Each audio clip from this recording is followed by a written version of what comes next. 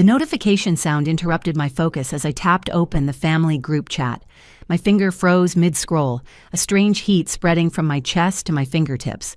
There they were. My sister Natalie, her daughter Olivia, my parents, cousins I hadn't seen in years, all wearing matching pink t-shirts with number sign Family First printed across the chest.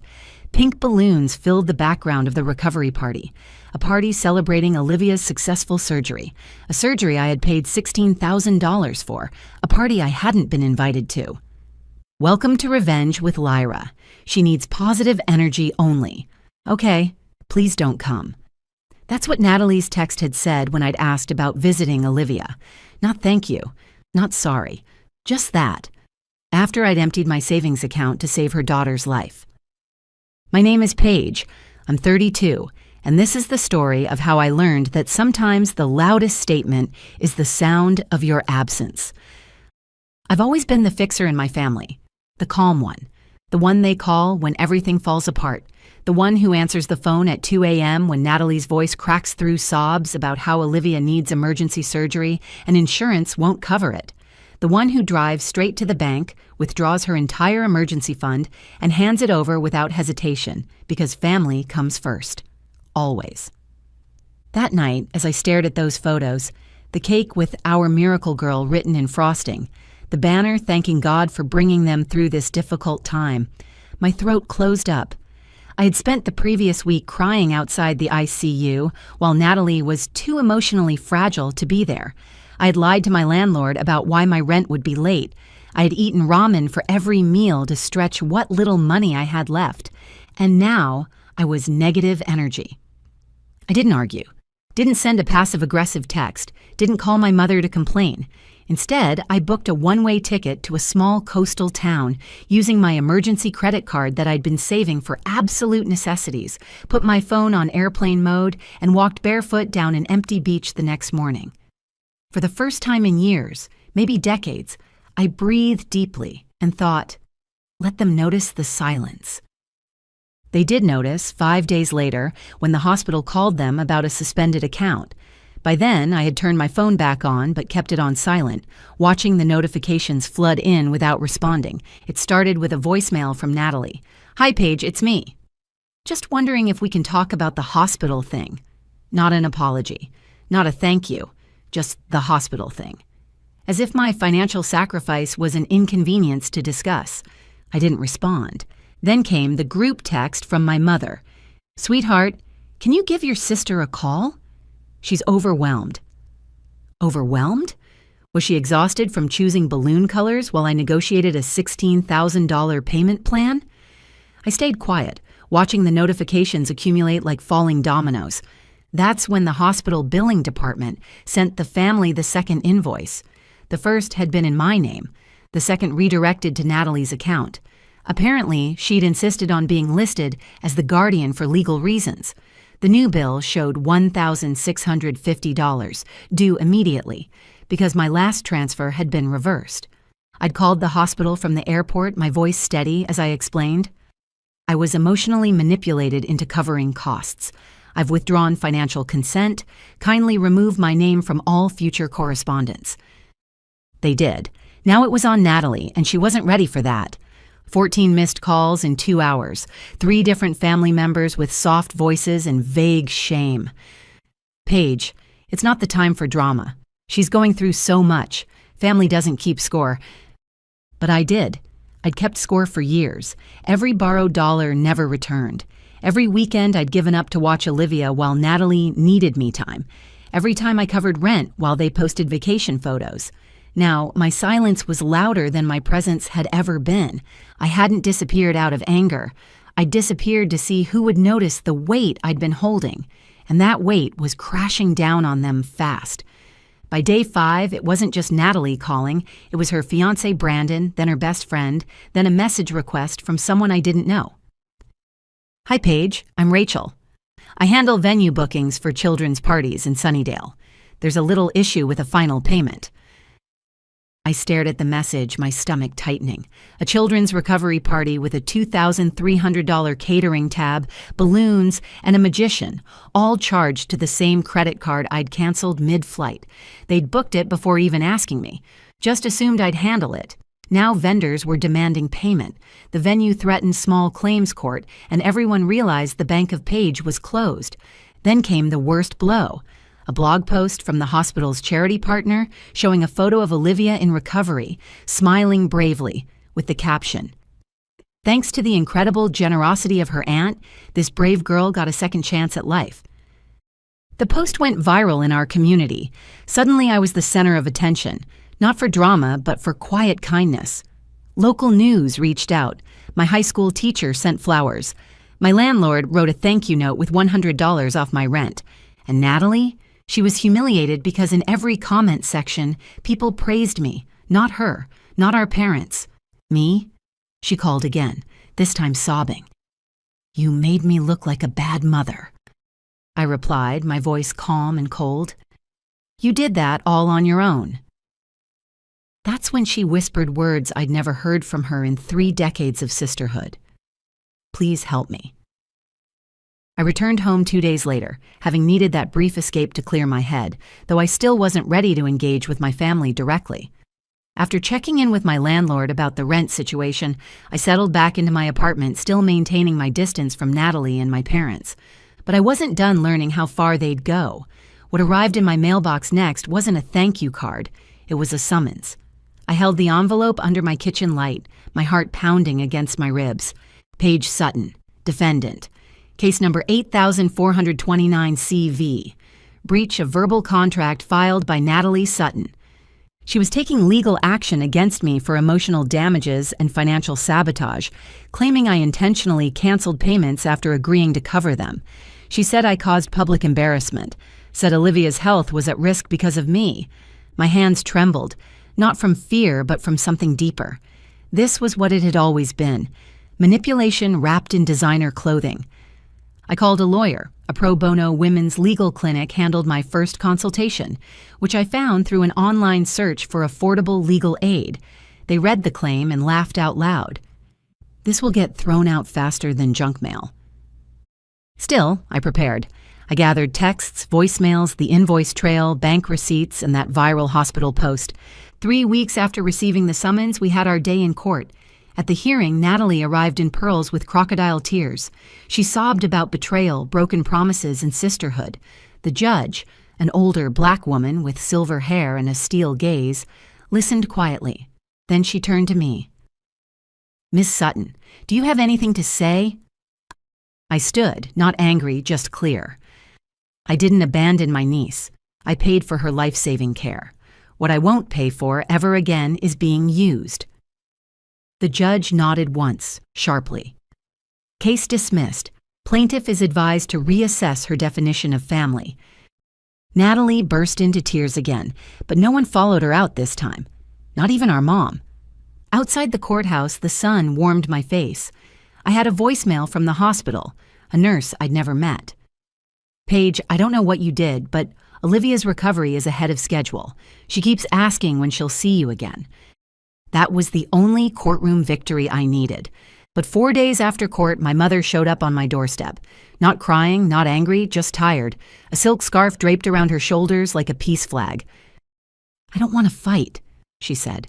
"I just want to talk." I didn't step aside. I waited. She reached into her purse and pulled out a folded paper, a copy of the GoFundMe she'd secretly created for Olivia's recovery. One that had raised over $12,000 using my name, my story, and my photo without my consent. "I didn't mean for it to go viral," she mumbled, "but people cared.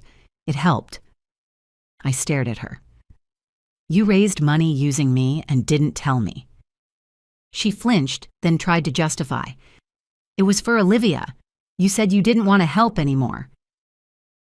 "I said I wouldn't be used anymore," I cut in. "There's a difference." She begged me not to report it.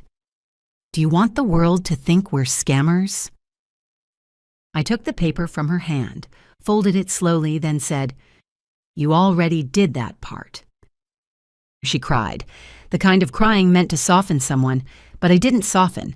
I closed the door and called the GoFundMe support line, reported the misuse, attached screenshots and proof. The campaign was shut down within hours, donations frozen and redirected to the hospital account in Olivia's name.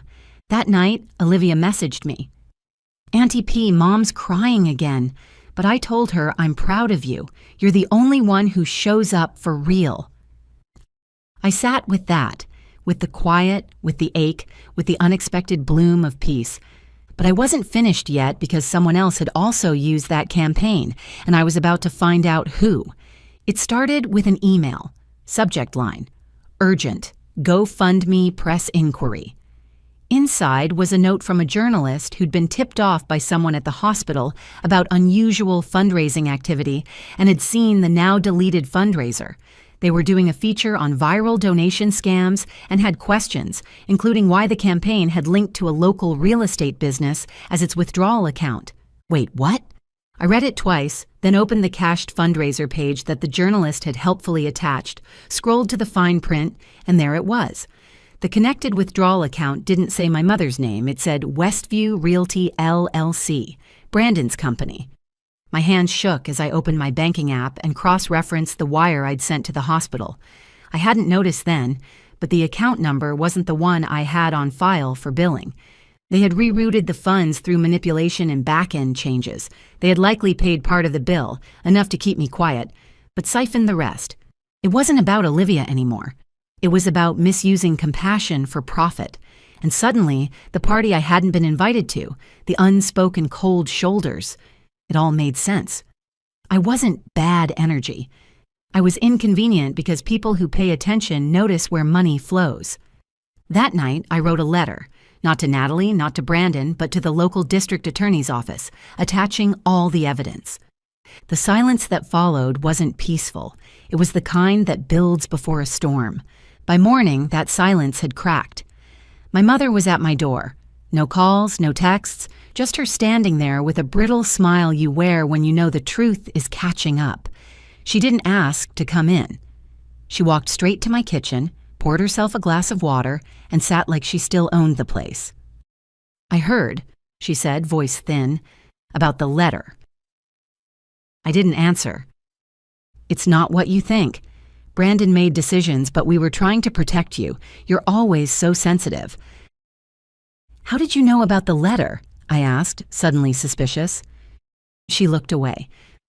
"The DA's office called Brandon this morning. They're taking this seriously." I almost laughed. "Sensitive? I funded your daughter's surgery. I kept your lights on for 3 years, and you still labeled me bad energy." She stood, the mask slipping. "You're going to ruin us." "No," I said quietly. "You did that when you turned compassion into a con." She opened her mouth, but just then a knock at the door. I didn't have to guess who it was. A woman in a gray blazer stood there, badge visible, notepad ready. Behind her, another officer. "Are you Miss Sutton?" I nodded. "We'd like to ask you a few questions regarding an open financial misconduct case. We have a report of fraudulent fundraising, misuse of healthcare funds, and unauthorized rerouting of bank transactions." I stepped aside, my mother's face drained of color. "I didn't," she began, but her voice was already too late. "They didn't come to accuse me. They came because I was the witness, the whistleblower." I watched as she sat down on my couch, trembling, answering questions she never thought would be asked. That night, I lit a candle by my window, not for revenge, but for justice that finally remembered my name. The newspaper never printed my name, just a quiet blur buried between weather forecasts and sports scores. "Local family under investigation for medical fund misappropriation. Charges pending." But I clipped it anyway, taped it to the inside of my kitchen cabinet. Not for pride, but for clarity. 2 months later, the investigation concluded with Brandon pleading guilty to misappropriation of funds. He received a suspended sentence, probation, and was ordered to pay full restitution. Natalie filed for divorce shortly after, finally seeing what I'd seen all along. My mother, while not formally charged, lost her standing in the community she'd worked so hard to impress. Natalie sent a voice note a week after the sentencing. It started with sobbing, then begging, then bargaining. She said the party was never meant to exclude me, that I misunderstood everything. That family is messy, but love is real. I didn't respond, not because I didn't care, but because sometimes healing means choosing silence over reopening wounds for someone else's comfort. The hospital called again, this time to tell me the debt was cleared. A donor, anonymous, had paid the remaining $4,000. I later learned through Olivia that it was her father, Kyle, who had remained distant from the family drama but stepped in quietly to help his daughter. No message, no credit, just grace. And so I did what felt right. I took the money I'd saved for next month's rent and booked a tiny cabin by the lake. Just me, a journal, and an old paperback I hadn't touched in years. On the first morning there, I brewed my own coffee, walked outside barefoot, let the light fall across my face like forgiveness. No texts, no guilt, no labels like the outsider. Just me, the woman who used to beg for a seat at the table, now building her own table beneath a sky too wide to be owned. 6 months after the court case, Olivia came to live with me part-time, while Natalie figured out her life post-divorce. Our relationship has grown stronger than ever, built on honesty instead of obligation. Kyle and I now coordinate Olivia's care together, having formed a respectful co-parenting relationship that puts her needs first. As the wind kissed the pine trees and silence wrapped around me like a soft coat, I whispered, "You'll never steal my peace again." They say healing is loud, but mine, it arrived in the form of stillness. Before you go, here's a quick bonus for sticking around. If you love learning and growing like I do, you need to try audiobooks. I've got an exclusive deal with Audible. Your first month is completely free. That's access to over 500,000 titles, zero cost to you. All the details are waiting in the description. Don't miss this one.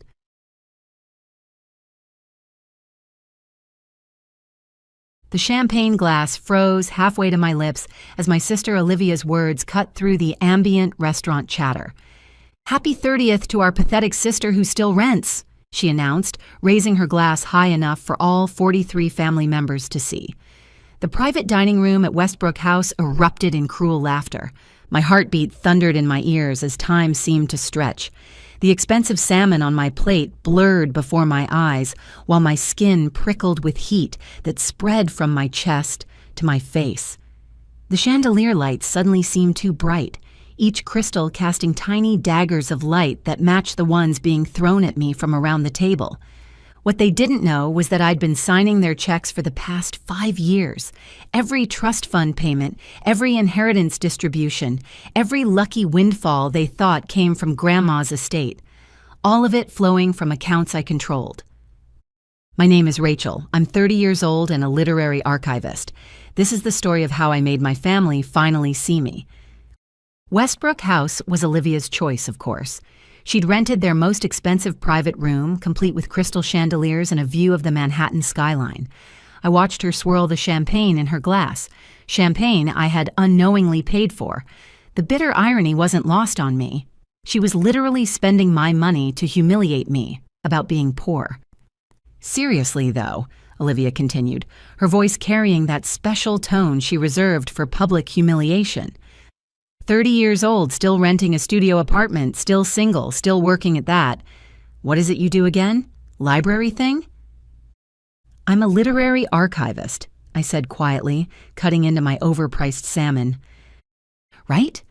Playing with old books while the rest of us contribute to society. She gestured around the table at our cousins, aunts and uncles, all of whom had mysteriously come into money over the past few years. I mean, look at Tyler. He just bought his 3rd investment property. Aunt Diane's boutique is thriving. Even Cousin Kyle finally got his act together and started that tech company.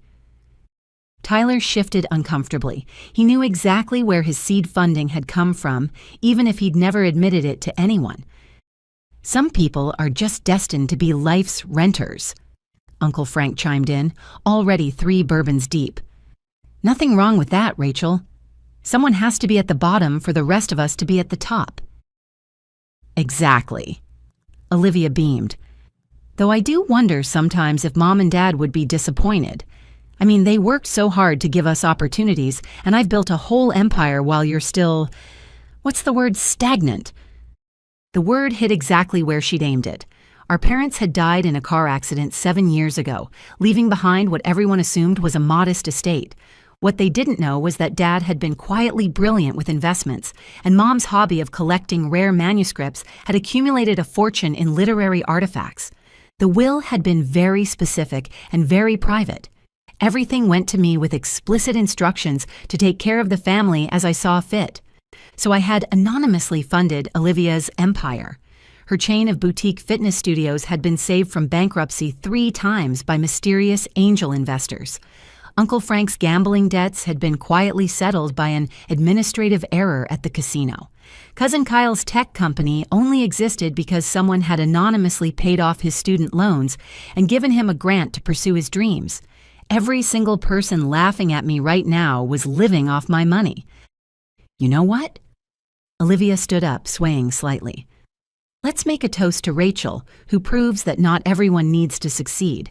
Someone has to be the cautionary tale we tell our kids. 42 glasses raised. Mine stayed on the table as I felt something inside me finally snap after years of bending. The taste of metal filled my mouth, and I realized I'd bitten the inside of my cheek without noticing. Thank you for the memories, I said, my voice steady despite the burning in my chest. Memories? Olivia laughed. Oh, honey. This isn't a goodbye. You're stuck with us. It's not like you have anywhere else to go for the holidays. More laughter. Someone, I think it was Aunt Diane, actually took a photo of me sitting there, probably for her Instagram story about grateful for my success when I see how others struggle. I pulled out my phone and sent a single text to my lawyer. Execute Order 30. We'd planned this for months, waiting for the perfect moment. My 30th birthday seemed poetically appropriate. Order 30 was our code for initiating the complete suspension of all anonymous payments and revealing my ownership of various properties and businesses they thought belonged to them. What? Checking to see if your landlord texted about rent? Olivia couldn't resist one more jab. You know, I have a friend who's looking for a roommate. Might help with your budget situation. That's very kind, I said, standing up, but I'll be fine. Where are you going? We haven't even done cake yet. I'm tired, I said truthfully. Thank you all for coming. It's been illuminating. I left them there laughing and drinking wine I'd unknowingly paid for in a room rented with my money, celebrating their success that existed only because of my silence. The next morning came fast. After leaving the restaurant, I returned to my penthouse, exhausted but resolute about what would happen next. I was sitting in my pathetic studio apartment, which was actually the penthouse of a building I owned, designed to look like a studio from the outside, when my phone started buzzing. Olivia's call came at 8:47 a.m. I let it go to voicemail. She called again at 8:48, 8:52, 8:56. Finally, I picked up, heart racing with anticipation. What did you do?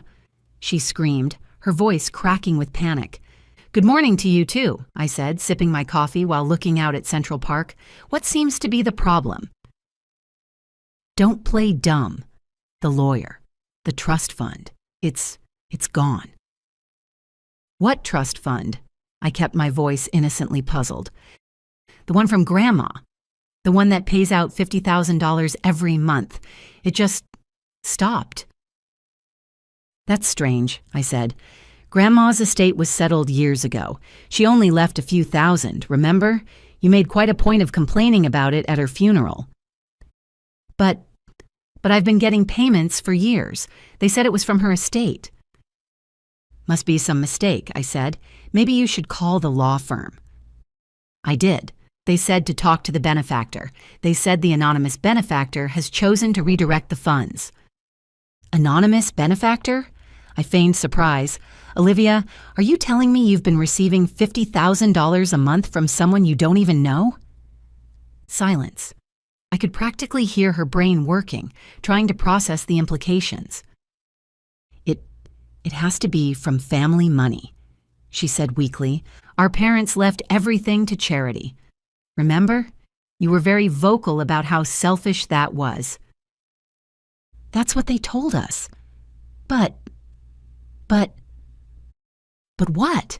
You assumed there was secret money and that someone was just giving it to you for nothing. I earned it. My business -- quote, "Your business that's never turned a profit, the one that somehow stays afloat despite hemorrhaging money? How exactly does that work, Olivia?" More silence. Then the moment I'd been waiting for. "It was you." Her voice was barely a whisper. "I have no idea what you're talking about," I said. "I'm just a pathetic renter who plays with old books, remember? How could I possibly have that kind of money? But if it was you, why? Why would you give us money and never say anything?"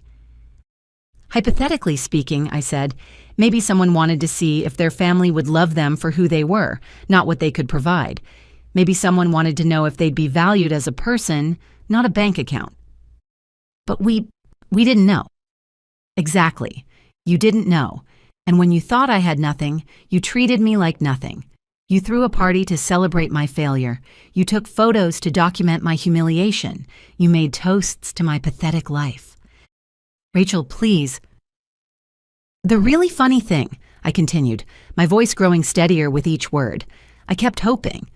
5 years of anonymous gifts, and I kept hoping that maybe, just maybe, someone would be kind to me just because I was family, that someone would include me or defend me or just see me as more than a punchline." "We can fix this," she said desperately. "We can be better. Your business loan is due next month, right? The one for $3 million. The one you've been making minimum payments on because you assumed the trust fund would always be there." She gasped. "How do you know about that?" "I know about everyone's debts, Olivia. Uncle Frank's mortgage on that house he can't afford. Kyle's investor agreements that he's been floating on trust fund payments. Aunt Diane's boutique that's never made a dime but somehow stays open." You've been watching us. I've been taking care of you. All of you. For 5 years. I've been the safety net you didn't know existed. And what did I get in return? Mockery, humiliation, cruelty. We'll pay you back." "With what? None of you have any actual money. You've been living off my generosity while telling me I'm a failure." My phone beeped with incoming calls. Uncle Frank, Kyle, Aunt Diane. Word was spreading fast. "The building you're living in?" I added. "The one with the mysteriously low rent? I own it. The car you drive? I hold the lease." "They'll stop." Olivia sobbed. "Please, just stop." "Why? Am I embarrassing you? Making you feel small? Welcome to every family gathering for the last 5 years. What do you want?" The desperation in her voice was palpable. "Nothing," I said. "That's the beautiful irony. I don't want anything from any of you. I never did. I just wanted a family that loved me for me, not for what I could give them." "We do love you." "No, you love the idea of being superior to me. You love having someone to look down on. You love feeling successful in comparison to my perceived failure." "That's not true." "Then why did you never once in 5 years invite me to something that wasn't an opportunity to humiliate me? Why did every conversation have to include a reminder of my failures? Why did you take literal photos of my pain?" She was crying now. "I'm sorry. I'm so sorry."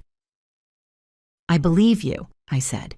"But you're sorry because the money's gone, not because you hurt me." "That's not—" "Tell me one thing you know about me," I interrupted. "One thing that isn't related to money or status. What's my favorite book? What do I do on weekends? What makes me happy?" Silence. "That's what I thought." "Please," she whispered. "We'll lose everything." "You'll lose everything you never earned," I corrected. "There's a difference." "But we're family." "Are we? Because family knows each other. Family supports each other. Family doesn't spend 5 years turning someone into a punchline." My doorbell rang. I wasn't surprised. Olivia had probably rushed over the moment she realized I wasn't going to cave on the phone. "I'm not surprised you found my address," I said before hanging up. "It's listed in our parents' will documents, which I'm sure you're frantically searching through right now." I opened the door to find not just her, but Uncle Frank, Kyle, and 3 other cousins.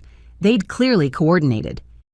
"Rachel," Uncle Frank started, his usual bourbon-confident voice now shaky. "We need to talk." "Come in," I said, stepping aside. "Welcome to my pathetic studio." They filed in and stopped dead. My studio opened into a sprawling penthouse with floor-to-ceiling windows overlooking Central Park. Priceless manuscripts lined climate-controlled display cases.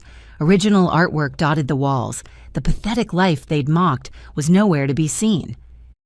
"How—" Kyle breathed, his eyes wide as they took in the marble countertops and designer furniture.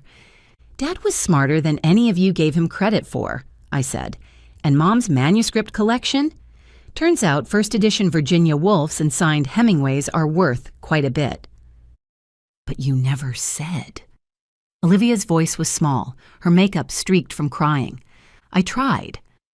"Remember Christmas 3 years ago? I mentioned I'd made some good investments." Olivia interrupted to joke about investing in lottery tickets. They had the grace to look ashamed. "Or Thanksgiving 2 years ago," I continued. "I offered to help with Uncle Frank's mortgage. He laughed and said he didn't need charity from someone who couldn't afford a car." "I didn't know," Frank started. "Because you never asked. None of you ever asked. You just assumed and judged and mocked." "So what now?" Olivia asked, sinking onto my Italian leather couch. "You just cut us off? Let us lose everything?" "I'm not letting you do anything," I said. "I'm simply stepping back. You're all adults. Figure it out." "But we're family." It seemed to be their only argument. "Then act like it," I said. "Learn my middle name. Ask about my work, my real work, not the version you created to feel superior. Remember my birthday without Facebook reminding you. Treat me like a person, not a punchline." "If we do that, will you—" Kyle began. "No," I cut him off. "This isn't a transaction. You don't get to be nice to me now in exchange for money. That ship has sailed." "So we're just supposed to lose everything?" "You were supposed to learn what I've known for 30 years. How to make it on your own, how to budget and struggle and work for things instead of having them handed to you by someone you don't even respect." They left eventually, shell-shocked and silent. Over the next few weeks, I watched from a distance as their carefully constructed lives crumbled. Olivia's fitness empire folded within a month. Uncle Frank had to sell his house and move into an actual studio apartment, the kind he'd mocked me for being stuck in. Kyle's tech company disappeared when he couldn't make his investor payments. Some of them got jobs. Real jobs. The kind where you work for your money instead of simply collecting it. Others moved in with friends or downsized their lives dramatically. And slowly, something interesting happened. About 6 months later, I got a text from Kyle. "Hey, I know you don't owe me anything, but I just wanted to tell you I finally read that manuscript you archived last year, the one about resilience. I understand why you love your work now." A month after that, Aunt Diane sent a card, not asking for money, just sharing that she'd gotten a job at a local library and thought of me every day. One by one, they began reaching out, not for handouts, but for connection. Real connection, the kind that doesn't come with a price tag or an expectation. Olivia was the last to contact me, almost a year after the birthday dinner. She asked to meet for coffee. Her treat, she insisted, even though I knew she was working 2 jobs to pay off her debts. "I've been thinking," she said, stirring her coffee nervously, "about what you asked. What makes you happy?" I waited. I think you're happy when you're surrounded by stories, not just books, but the stories they tell, the lives they've lived. I remember now. You used to tell me about the inscriptions you'd find, the love notes in margins, the history in the pages. It was the first time in years she'd actually seen me. "I'm not asking for money," she added quickly. "I'm not asking for anything. I wanted you to know that I remember, and I'm sorry. Not sorry for losing the money. Sorry for losing you. We're not close now. Too much damage was done for that. But we're working on it slowly, one genuine conversation at a time. The family that laughed at me for being pathetic is learning what I always knew. That worth isn't measured in dollars. That success isn't about what you have, but who you are. As for the rest of my family, each relationship evolved differently. Uncle Frank eventually found work as a financial advisor, ironically teaching others about responsible money management. We exchange holiday cards now, but nothing more. My cousins split into two camps: those who genuinely wanted to rebuild relationships and those who disappeared from my life entirely, unable to face the shame of their behavior. Tyler moved across the country to start fresh, occasionally sending emails about his new, more modest life. And me? I still live in my penthouse, still work with my manuscripts, still drive a sensible car. The only difference is that now, when someone asks what I do, I tell them the truth. I preserve stories, both the ones written in books and the ones written in lives, including my own. The birthday toast Olivia gave me, to our pathetic sister who still rents, turned out to be prophetic, just not in the way she meant. I do still rent in a way. I rent space in people's lives. And now, finally, they're earning that space with something more valuable than money. They're earning it with respect, and that's worth more than all the trust funds in the world. Before you go, here's a quick bonus for sticking around. If you love learning and growing like I do, you need to try audiobooks. I've got an exclusive deal with Audible. Your first month is completely free. That's access to over 500,000 titles, zero cost to you. All the details are waiting in the description. Don't miss this one.